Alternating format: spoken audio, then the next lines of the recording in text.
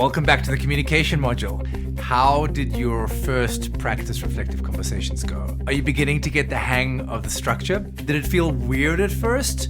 It usually does in the beginning because this is not the normal way you'd communicate, and therein lies its power. By forcing one person to speak at a time while the other listens is what keeps things feeling safe and prevents arguments from escalating. Remember, nobody ever wins an argument. And if you keep arguing like you normally do, you'll both end up losing. So, if you haven't already done those 3 initial reflective conversations yet, make sure to have them soon and before you try any kind of reflective conversation about real issues, okay? Now, at this point, you probably have a bunch of questions about reflective conversation, and in more than a decade of teaching this tool, I've noticed a few common mistakes that almost everyone makes when learning this tool. In this video, I'm going to help you out by preemptively giving you some tips and strategies that will ensure that your very first reflective conversations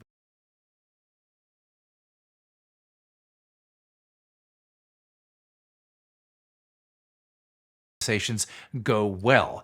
You can apply all of these ideas to almost any conversation, reflective or not. And if you've ever had a perfectly civil conversation escalate into a full-blown fight, this video is going to be a lifesaver for you. So after watching this video, you're going to test these ideas out in your first real reflective conversation about a real issue in your relationship. So let's get into it with some of the most common questions that I'm asked about reflective conversation.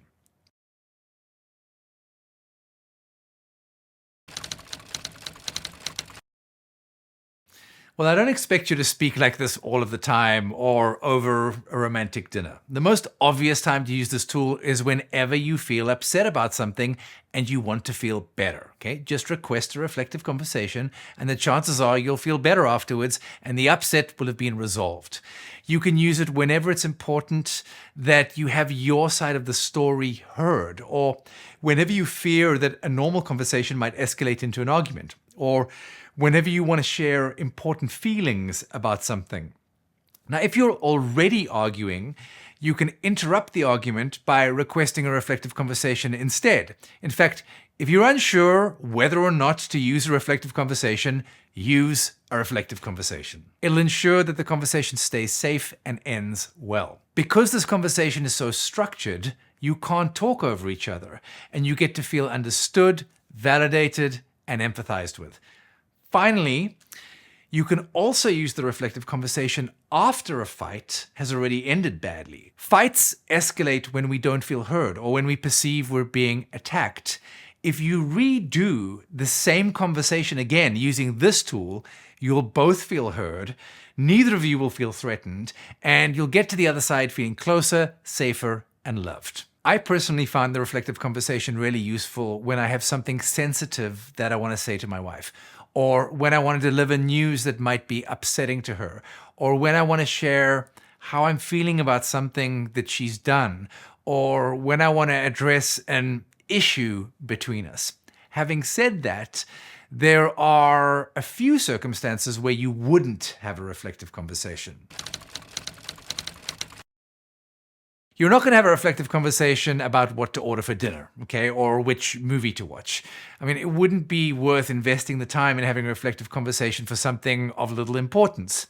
Also, reflective conversation isn't great for kind of back and forth problem-solving type discussions or brainstorming ideas or collaborating on things. So, for example, imagine you need to figure out how to raise the money to buy your first house together.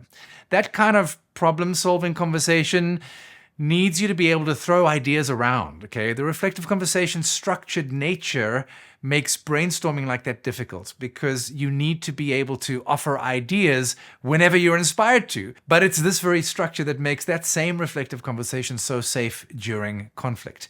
I'll teach you another tool for brainstorming and collaboration later on in the program. However, if you're going to have a brainstorming session or creative discussion about something important, you might want to use the reflective conversation first so that you both get your initial thoughts heard on whatever the topic is. Then start your brainstorming process, okay? So, who can you use this tool with? Well, pretty much anyone willing to learn it. You can teach it to your children and give them the gift of a lifetime without hurtful fights. You can teach it to your family, to your employees, to your friends. It will profoundly change their lives for the better and improve your relating.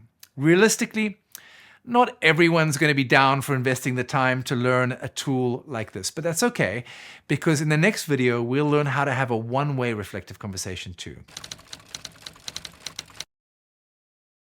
The person you most want to use this with is your partner, and you can't force your partner to learn it with you.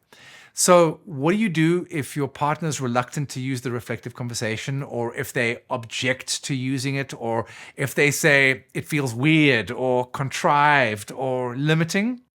Well, if they object for any reason, do not pressure them. Just remember the ULUP from the Partnership Demystified module. What you resist persists. Don't resist what they're saying. Instead, validate their objections first. Say, you're right. I also find it weird and limiting. And it limits us so that we're forced not to hurt each other and instead be kind and generous with our listening. Then with a wink of an eye and a kind of playful tone of voice, say something like, we can always go back to fighting like we used to, if you like. And if they still resist, ask them to volunteer another option. For example, say something like, babe, I don't want to force you to do anything that you don't want to do. So if you don't want to use the reflective conversation tool, do you have any other suggestions for how we can get through our difficult conversations feeling heard and without hurting each other? I'm all ears. Remember, almost every objection your partner may give to using this tool will be underwritten by a fear. At some level, they're scared of having a reflective conversation, that it'll end up with them being hurt or attacked or neglected or lonely. And if you can reassure them that no matter what they say, you'll love them, you might be able to get past their defenses. Whatever the case, lead by example. Mirror, validate, and empathize with them first. And chances are that eventually they'll see the benefit of this way of speaking. Another question I commonly get is, do we always need to switch roles after one person has mirrored, validated, and empathized? No, you don't always need to switch roles after one round of mirroring, validating, and empathizing. But most of the time, you will want to switch at least once so that both of you have an opportunity to have your side heard about a particular topic. You can switch as many times as you like. Now, knowing that you're going to get a chance to share your side of the story is what will help you listen to your partner first without interrupting them, even if they're saying things that you think are factually inaccurate. Instead of interrupting and correcting them, knowing that you're going to get a turn to switch and share your side of the story will help you listen without needing to argue, defend, or correct your partner. So when you arrive at the end of one round of reflective conversation and it's your turn to switch, make sure you do switch if you still have something important to say. Each time you switch, you'll continue talking on the same topic. Each reflective conversation is about one topic only. If you want to talk about another topic, you'll request another reflective conversation and get your partner's permission all over again. After you switch, and it's your turn to be the sender, start off by acknowledging your part in this specific incident and your commitment to improving. That will make it a lot easier for your partner to hear you. So can you use a reflective conversation to de-escalate a fight? Yes. You just have to ask permission first. When you're already in the middle of a heated discussion that's quickly turning into a fight, you can quickly de-escalate by mirroring, validating, and empathizing. To do that, just say, honey, I'm going to mirror, validate, and empathize with you. Is that okay? Okay. And they'll likely say yes, because they know that it'll stop the fight. But if you just start mirroring without asking permission, they might feel tricked into a reflective conversation and say, yeah, stop using that reflective conversation with me. Ask me how I know. And that brings us nicely to the topic of asking permission. An easy mistake to make is to forget to ask permission to have a reflective conversation before talking about an important issue. While asking permission may not feel natural at first, without it, your partner might feel tricked or kind of coerced into having a conversation that they weren't ready to have or hadn't agreed to have. Of course, that won't get you off to a good start because then they'll put up their guard just in case you have other manipulations up your sleeve. Permission is like conversational grease. It lubricates the conversation. Asking permission also says, I respect you. So, before any important conversation and every reflective conversation, remember to always ask permission first and then let your partner know what the topic's about. So you'll say something like, honey, is now a good time to have a reflective conversation about the argument we had last night? That way, they know what they're saying yes to, and they feel like they've been respected and given a choice. They'll say yes, or they'll counterpropose a better time.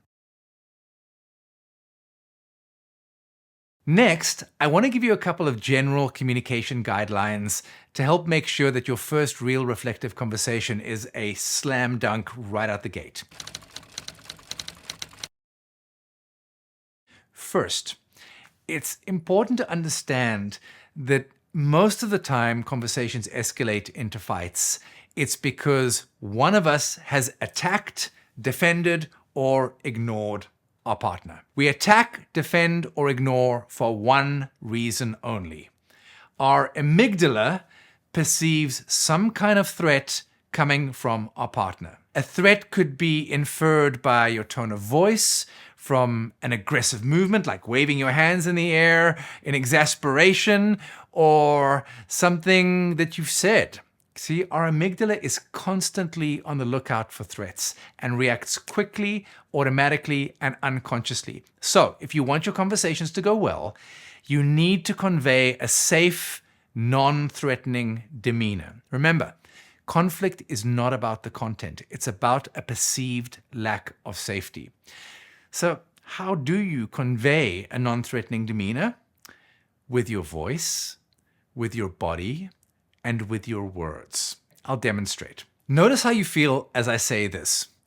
I need to talk with you about what you did last night. I'm feeling really upset and I need some reassurance that it's never going to happen again. Now notice how that makes you feel, right? Now, contrast that with this. Babe, can we talk about the fight that we had last night? I'm feeling a little anxious and I'd love some reassurance that it's not going to happen again. You feel the difference? The first felt aggressive, didn't it? The second felt safer, right? So what's the difference?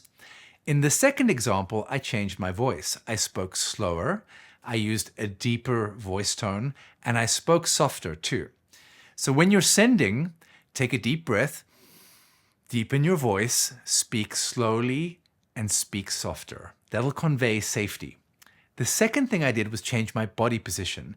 I took a small movement back and I turned slightly to the side. All of these convey a non-threatening demeanor. During conflict, being in your partner's physical space and facing them head on can sometimes feel confrontational. So can making quick hand movements. That's why we take a small step back, we turn our body slightly to the side, and we display open palms. You'll notice that it can subtly reduce the tension between the two of you. I can't attack you from here, but I can attack you from here. The next idea for projecting a non-threatening demeanor is to bring your head to the same level as your partner. If you're much taller than your partner, your height can really be intimidating as you kind of look down at them. So, if you're trying to have an important discussion, sit down next to each other so that your eyes are at a similar level. This also puts you side on. Simple, right? Then use kind eyes. Now, kind eyes refers to the kind of look that a mother gives her newborn baby. Your eyes are soft and they're kind. And the easiest way to learn this is to practice making kind eyes in the mirror. It's a great exercise. Notice how I used we language in the second example too. I said, hey babe, can we talk about the fight that we had last night? I'm feeling a little anxious and I'd love some reassurance that it's not going to happen again. Contrast that with, I need to talk to you about what you did last night. I'm feeling really upset and I need you to reassure me that you're not ever going to do that again. Notice how that makes you feel. Using we language does something magical. It implies that you and I are already on a team. It's kind of like the side-by-side position. It means that we're on the same side, and that conveys that you're not a threat. One last thing that will make a difference is what Dr. John Gottman calls a soft startup. A soft startup refers to starting a sentence with a soft energy. For example, using the words honey, babe, sweetie, love, whatever you use to affectionately call your partner, use that. Using that word to start your conversation is going to make your partner more open, more available, and more ready to actually listen. In fact, there's been some research that shows that the word baby releases soothing chemicals in women. Obviously, all of these communication ideas will take practice, and you're not going to remember to use all of them at the same time. You can find them all in your workbook, so you can go back and preview them all until you've got some ability with each of them. Remember, you don't need to get these perfect all of the time, just good enough most of the time.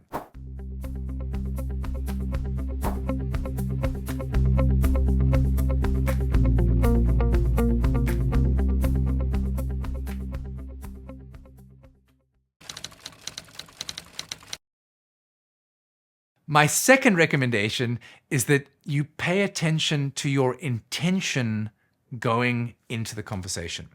Now, it may seem obvious, but your attitude and intention are everything. If you go into the conversation with the intention of proving your partner wrong, you're screwed from the get-go. No tool will save you from the hole you'll dig yourself into, and a blow-up fight will erupt. Same goes for trying to win an argument or prove your point. Both are some version of trying to be right. And if you're trying to be right about your side of the story, you have to make your partner wrong. And when you make your partner wrong, they will defend themselves. They'll fight back or resist you. That's just human nature. Instead, go into the conversation assuming a misunderstanding and assuming that your partner is innocent or has a positive reason for their actions. Just assume that whatever it is you guys are upset about must be a misunderstanding. Then get curious to discover what their side of the story is. If you just do that, you're already halfway home. So stay curious to discover their side of the story. Another idea that will help you assume a misunderstanding is realizing this profound truth, that your partner's bad behavior is mostly just a misguided attempt at survival by a very scared amygdala. Meaning that when your partner says or does something hurtful, they're just scared shitless and they're lashing out and shutting down to protect themselves.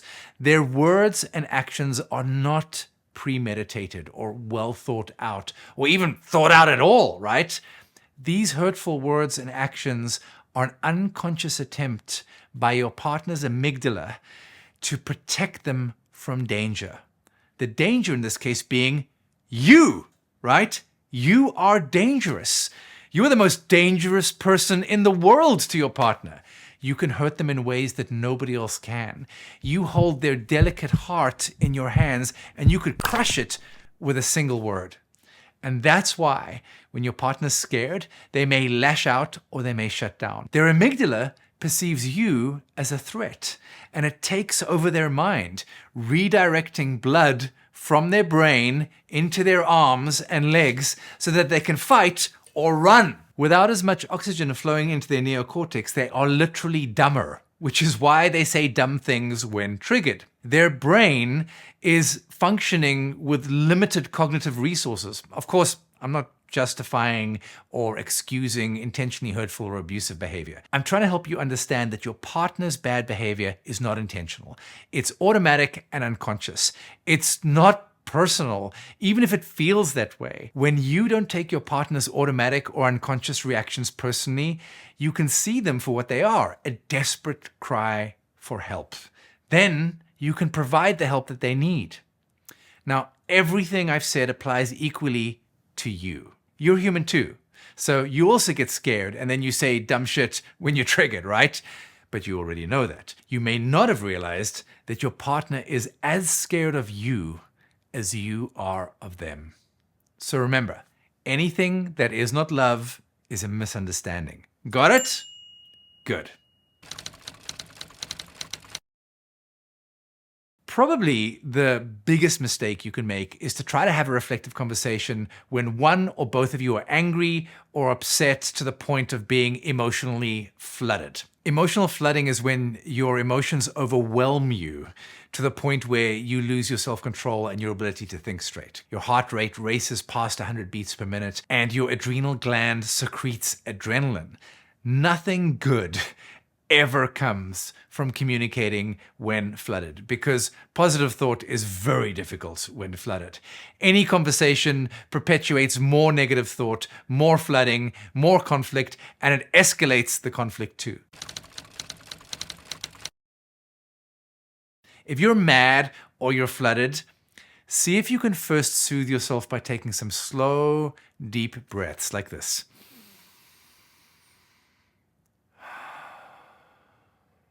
Alternatively, go for a walk, go to the gym and work out, call a friend, play your guitar, that's my favorite, cry into a pillow, that can sometimes be my favorite. Then, when you're feeling more grounded and your heart rate's dropped below 80 beats per minute, you have a reflective conversation. Later on in the program, I'll teach you some more advanced tools for soothing yourself and working through difficult conflict quickly. But for now, just go outside, take some deep breaths, and soothe yourself. That way you massively increase the odds of both of you enjoying a calm, reflective conversation. Now, probably the most important thing to remember before having any conversation is connect first, communicate later. Remember, all good conversations happen out of feeling safely connected to each other first.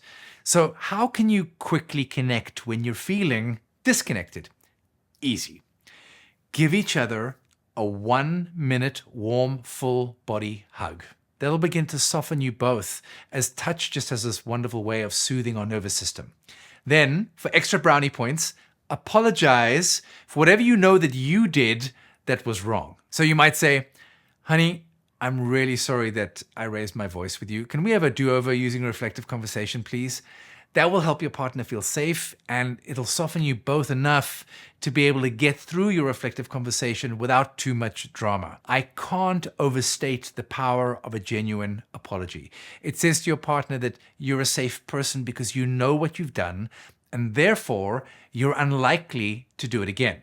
Also, if you apologize first, it becomes far more likely that your partner will soften in response and apologize soon afterwards. And if you don't think you have anything to apologize for, just apologize anyway. At the very least, you could say something like, hey, hun, I'm sorry that I've hurt your feelings. It makes me sad to know that I've hurt your feelings. And if you're not sorry for having hurt your partner's feelings, then go and do some serious soul searching and soul soothing before having any kind of conversation. Because without empathy, you're dangerous to your relationship. So, a 1-minute full body hug and an apology should get you connected enough to have a healing, reflective conversation. If you're following the reflective conversation format correctly, the conversation won't escalate into a fight.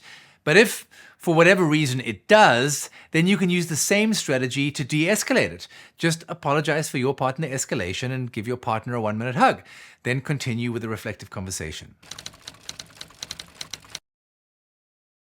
But what if it all goes to hell in a handbasket? Now, you may be wondering whether or not taking a timeout might be a good strategy. If your conversation goes to hell in a handbasket and you're both emotionally flooded at the same time, and you've tried everything in your power to de-escalate things but nothing works, then, and only then, take a 30-minute timeout as a last resort. But it has to be a last resort, because the more you practice taking timeouts, the better you get at taking timeouts, and the worse you get at calming each other down. So we'll be learning some more wonderfully effective strategies for calming each other down in another module. But for now, if you take a timeout, and you must take one, here's how to do it. First, learn what feeling flooded feels like for you. Your heart begins racing above 100 beats per minute.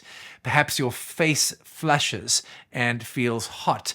Perhaps you begin sweating. Perhaps you notice your body starts to tense up, or you feel like you're about to explode. When you notice these telltale signs of being flooded, make the timeout sign like this. Then go your separate ways for 30 minutes, which is about as long as it takes for your heart rate to drop back down to beneath 100 beats per minute. Get outside if you can, as changing your environment can change your internal state very, very quickly. One of my personal favorites is to listen to happy music. Nothing good can come from trying to communicate when you're both flooded at the same time. Your survival mechanisms come online and your ability to think clearly disappears, as does your ability to remember clearly, as oxygen is redirected from your brain into your arms and legs to punch and run. Nothing that comes out of your mouth will be a rational, considered position, and you won't be able to hear nor remember accurately what your partner's saying. Positive thought then becomes impossible and you become a threat to your relationship. So take a time out, come back after 30 minutes, hug each other, even if you don't feel like hugging, for 1 full minute, apologize for your part in the conversation escalating, then request a reflective conversation and stick with the format all the way to the end. So use timeouts sparingly and make an agreement that you'll come back after 30 minutes when one of you uses the timeout sign. It's important that you stick to this 30-minute timeout agreement, because if you don't, instead of being a life raft, timeouts will become very scary to the more anxious partner, who will perceive that they're being abandoned if the 30-minute timeout isn't respected. So here's a fun idea that some of my clients came up with.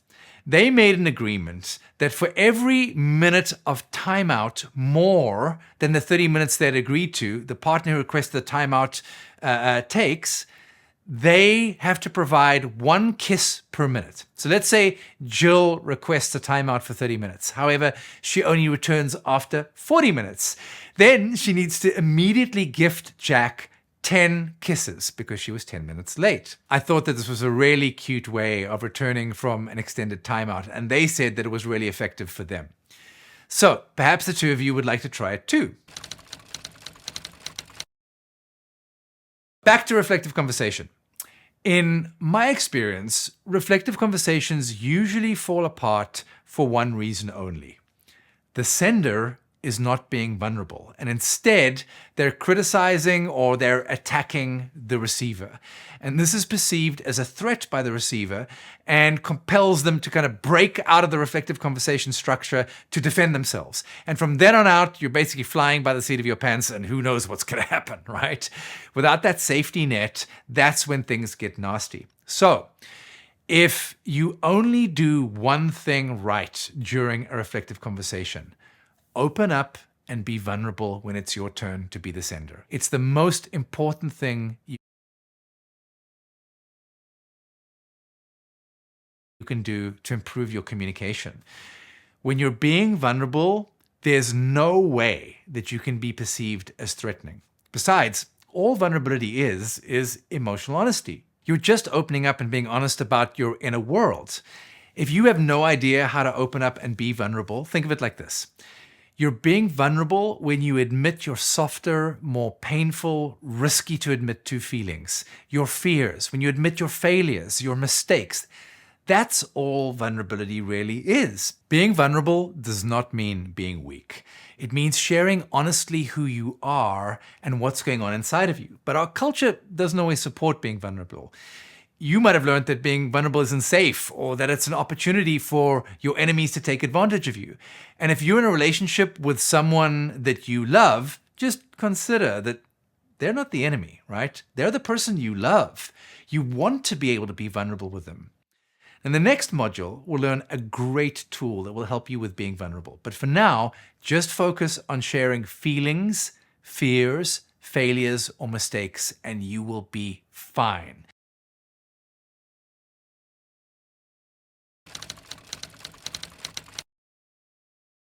The next few tips are applicable when you're speaking or when you're in the sender role. Now, as the sender, use I statements as much as humanly possible. This forces you to talk about yourself and prevents you pointing a finger at your partner and blaming them, which will only make them defensive, right?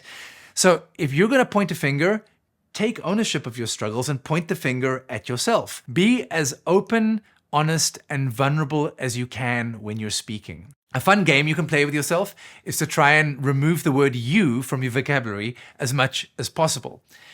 If you're not talking about your partner, you're forced to talk about yourself. Sneaky, right? Now, obviously, there's no way you'll never say you again. But even if you manage to remove 50% of the yous you'd normally say, your partner will be so much more likely to remain open, engaged, and calm and receptive to what you have to say. So, what do you say after the word I? Well, you could say anything, and for now, I recommend you include these 3 things in your conversations. It'll increase your chances of it ending well. The first is your factual observations. Your factual observations they're hard to argue with, and they can give you a common point of agreement, which is great to start any conversation with. I think of factual observations as things that can be recorded with a video camera. They consist of things you can see, hear, touch, taste, and smell. For example, you might say, honey, when I noticed you speaking with that woman, ... okay, that's a factual observation. But you wouldn't say, honey, when I noticed you flirting with that woman. Flirting is an interpretation. It's a subjective narrative rather than an objective observation. So how do you know what factual observations to share? Well, see if you can share what you observed that led you to be upset or led to the issue that you're having the reflective conversation about. In other words, don't beat around the bush. Get straight into it and save yourselves a lot of time. In our example a second ago, the trigger for the upsetting issue which led to the reflective conversation was seeing her partner talking to a woman. Keep it short and simple. You don't need to share, the 5-season soap opera Netflix version of what happened. A few sentences should usually be enough. Now, as the sender, the second thing you can share are your feelings. Your feelings allow the listener to enter your emotional reality, your emotional landscape, and empathize with your experience and your intentions. Feelings, like facts, are also hard to argue with. I mean, if your partner said, I feel embarrassed, you can't argue with that. You can't counter with, no, you don't, because only they know how they feel. So, here are a couple of quick tips for sharing your feelings. Firstly, feelings are usually one word only. For example, if you're feeling sad, say, I feel sad. Now, that might sound like common sense, but trust me, common sense isn't very common during conflict. It's much more tempting to say, I feel like, then we'll add the word you, and then we'll add the words always or never, and so we get, I feel like you never listen to me. Like you never listen to me is not a feeling. It's an accusation. And accusations resolve nothing. Instead, they invite retaliation. So do your best not to use I feel like, or even worse, I feel like you, or the mother of all fights, I feel like you always, or I feel like you never. It definitely won't end well for you. Instead, use I feel sad, or I felt lonely, or I felt insecure. Try to steer clear of sharing your anger for now. You'll probably just scare your partner and send them into their make a noise or shut down withdrawal response, right? Later on in the program, we'll learn how to work with anger safely and get more sophisticated with sharing feelings. But for now, just I feel and then a one-word feeling. So you might say, hey, honey, when I saw you talking with that woman, I felt anxious. When you communicate like this, you bypass any blaming by owning your experience. Now, I know it's tempting to say, when I saw you flirting with that woman, you made me mad, right? But that's an interrogation with a serving of blame on the side. The more you open up and you share your vulnerable feelings, the more honest you're being and the better the conversation will go. I felt anxious is far more vulnerable and honest than you made me mad. The first focuses on you, the second focuses on your partner. The first is vulnerable, the second comes across as threatening. It's much safer to talk about you than talk about your partner because you're the only person you're an expert on. Now, obviously, you can reference your partner. Just don't talk about them in a way that comes across as blaming. Got it? Superb. All right, so we've covered sharing factual observations and feelings. The third thing you can include in your conversations are your needs. For example, you might say, honey, when I saw you talking to that woman, I felt anxious. I really need some reassurance that we're okay and need to understand who she is to you. See how different that feels from when you were flirting with that woman, you made me mad. Who is she and what the hell were you saying to her? Totally different feel, right? Remember, a need is something inside you. So the most common mistake people make when asking for their needs to be met is to focus on getting their partner to do something or stop doing something. For example, in our silly story about the jealous woman, she might say, I need you to tell that woman that you're married. That's not a need. That's controlling behavior because it focuses on getting her partner to do or not do something. A true need might be, I need to understand who she is, or I need reassurance that there's nothing going on between the two of you. Understanding and reassurance are internal needs that you have. Got it? Okay. I know. It's a lot to remember. And just so you know, you don't have to remember it all at once. As you practice reflective conversations, you'll get better at integrating these ideas. So, as the sender, see if you can focus on sharing your factual observations, feelings, and needs. Try not to talk about your dissatisfaction with how things are. Rather, focus on how you'd like things to be. That'll get you off to a great start. Now, in a later video, we'll go a lot deeper about how to speak in the sender role, I promise. Here's my second tip to help you keep your reflective conversations calm instead of escalating. Replace the word but with and. When you use the word but, it negates everything that came before it. For example, honey, I really love you, but when you don't wash the dishes, I feel alone. While you may think you're talking about the dishes, your partner will hear, honey, I don't love you. And that's all they'll take away from what you've said. When you say, honey, I really love you, but, the but invalidates the I love you. However, if you replace but with and, you get, honey, I really love you. And when you don't wash the dishes, I feel alone. That feels different, right? So begin noticing when you use but and practice switching to and. Got it? Great. Tip number 3 is to be respectful. That means no blaming, no insults, no put downs, no labels, no comparisons, no diagnoses. Basically, no moralistic judgments. A diagnosis might sound like, you know, you've really got a problem. You should go and see somebody about that. That's a common way of deflecting ownership. A label, on the other hand, might be something like, you're codependent. Let's just go through that list again. No blaming, no insults, no put-downs, no labels, no comparisons, no diagnoses. Implied in all of these is no swearing and no name-calling. Treat your partner with respect, and they'll want to do the same back to you. Another killer of connection is using the absolutes always and never. These are always exaggerations and never true. See what I did there? For example, you always interrupt me, or you never really listen to me. Look, I get it if you get caught out by these, and I don't expect you to completely eradicate them. But when you do catch yourself using them, ask yourself what exactly you're really trying to communicate. It's usually a sign that you're feeling strongly about something.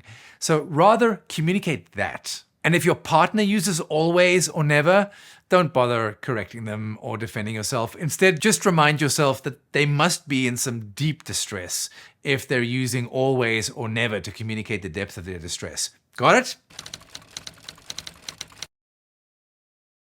An easy trap to fall into in the sender role is to try to fix your partner's problems for them. While your intentions may be good, trying to fix things often doesn't have the desired result. And this is because when we try to fix things, it's easy to relate to your partner as broken. And nobody wants to be thought of as broken, right? Also, our timing when we try to fix things is often awful. We jump right in with a solution or advice, and it just makes our partner mad. Why? Because they just want to be heard. They don't want advice. They just want to be heard. I'll say that again for dramatic effect. They want to be heard. But wait, I hear you cry. My advice is actually really good. And I'm sure that it is. And I know you just want to contribute. You just want to help. You can see a better way that your partner perhaps can't see yet, right? I get it. But that's not what your partner needs. They need your listening. So how do you offer your partner advice then? You don't. At least not at first. You just listen. Then, and only then, will they possibly be open to hearing your advice. So always listen first, meaning mirror, validate, and empathize first before offering any advice. And if you must offer advice, know this: unsolicited advice is rarely welcomed, even from a loved one. However, all is not lost. If you have some helpful ideas and you want to share them with your partner, there is a way you can offer advice that has a high chance of being received and implemented. Here's how to do it. Firstly, I recommend you don't ever offer any advice during your reflective conversations. Save it for afterwards. Then, the most important thing to remember about offering advice is always, and I really mean always, get your partner's permission first. If you offer advice without first getting a yes, you're going to be met with resistance. Contributing to them is going to feel like wading through mud and instead of swimming through water. So you might say something like, "Sweetheart, I've been thinking about that issue you've been having, and I got a couple of ideas that might help. Would you be open to hearing some of them?" See how different that invitation feels from trying to force advice down your partner's throat? This will be a game changer for you if you use it. Now, if they say yes to your invitation, you gently offer your ideas without insisting that they take your advice. If they decline your invitation to offer advice, you say, "Thank you. Thank you for being honest with me. If you change your mind, I'll always be happy to share it with you." If you handle it eloquently, chances are high that your partner will come back later on and ask for your insights. Also, notice how in all these examples I'm sharing with you, I'm softening the beginning of each phrase by calling my partner sweetheart, honey, babe, love. That's a soft startup. Whatever word you use to affectionately refer to your partner, be sure to spread it on liberally in the conversation. Only safe people use affectionate terms like that. Using your affectionate word for your partner will help them feel safe around you. All right, as the sender, we've covered using I statements, sharing factual observations, feelings, and needs, replacing but with and, being respectful, not using always or never, and finally, asking permission before giving advice. Next, let's discuss some tips for when you're in the receiver role.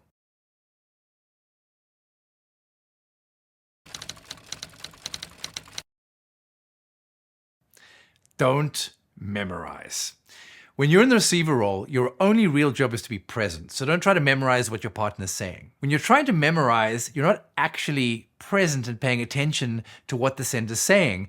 You're desperately trying to memorize. And that will guarantee that you remember nothing of what they've just said. Rather, just relax. An easy way to stay present and absorb what someone's saying is to make mental images of what the sender's describing as they describe it. So just visualize what they're talking about. Using your imagination like this will help your brain understand and remember.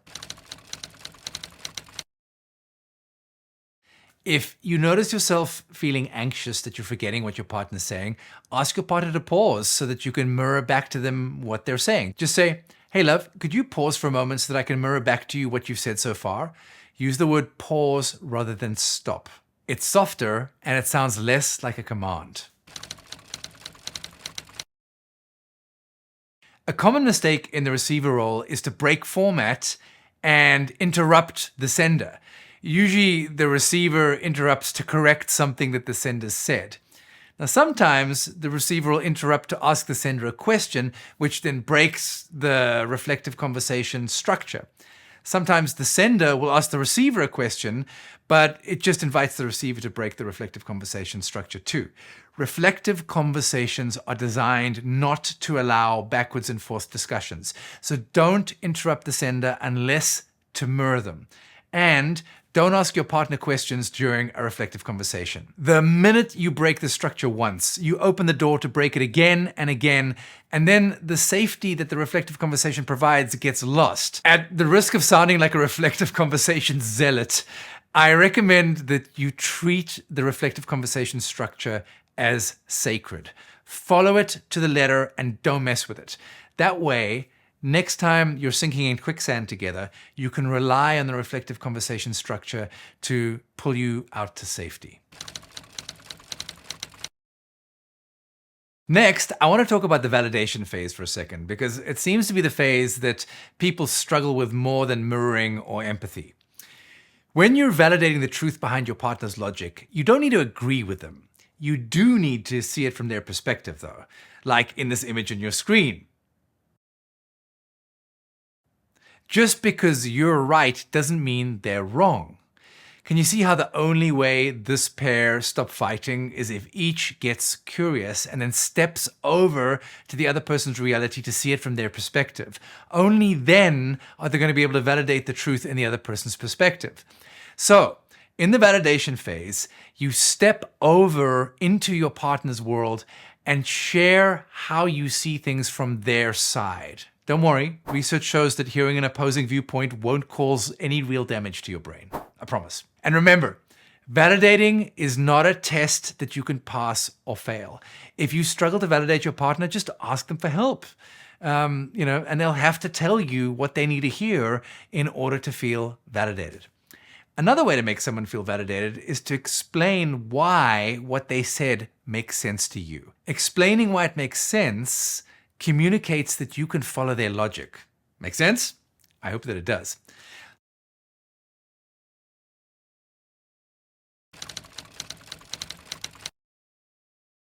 So let's wrap up by looking at 3 common mistakes that might sabotage your attempts to master reflective conversation.